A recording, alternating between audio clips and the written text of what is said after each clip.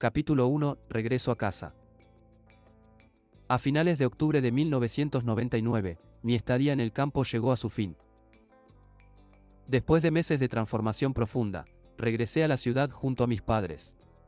Recuerdo con claridad el momento en que nos alejábamos en la camioneta, atravesando los cerros. Mientras el paisaje comenzaba a quedar atrás, un sentimiento de añoranza se apoderó de mí. Aquel lugar se había convertido en mi hogar. No era solo un espacio físico. Era el lugar donde me había reconstruido, donde había vivido experiencias que marcaron un antes y un después en mi vida. Había sido testigo de hechos que, hasta ese momento, no habría podido explicar. Y sin embargo, estaba dejando todo eso atrás. Volvía a Montevideo. Al mismo lugar donde me había perdido. O mejor dicho, al lugar donde yo mismo me había hecho daño. El contraste era inevitable. Dejaba atrás una especie de refugio, un entorno que me había permitido reencontrarme conmigo mismo, para regresar a una realidad que todavía cargaba con muchas de mis heridas pasadas.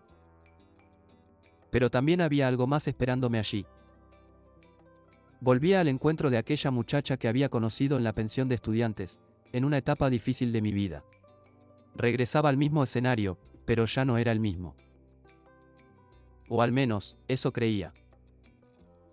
Durante un tiempo, intenté construir una vida normal. Retomar una rutina, adaptarme nuevamente a lo cotidiano, como si todo lo que había vivido en el campo pudiera integrarse sin conflicto a la vida de siempre. Hubo momentos de calma, incluso de cierta estabilidad.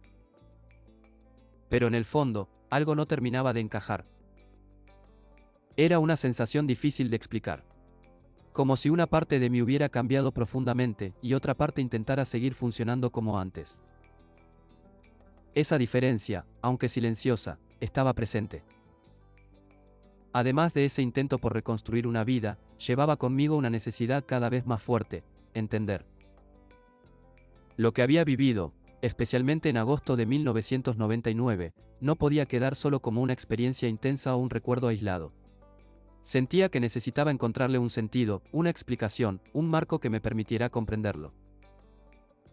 Esa búsqueda me llevó a sumergirme en años de estudio. Comencé a explorar distintos campos del conocimiento: alquimia, física cuántica, matemáticas, álgebra, geografía, geología, astronomía y también las grandes corrientes espirituales y religiosas de la humanidad. No fue algo pasajero.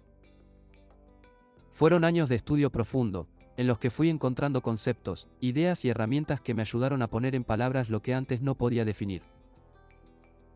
A lo largo de ese proceso, comencé a encontrar referencias que parecían conectar, de alguna manera, con lo que yo había vivido.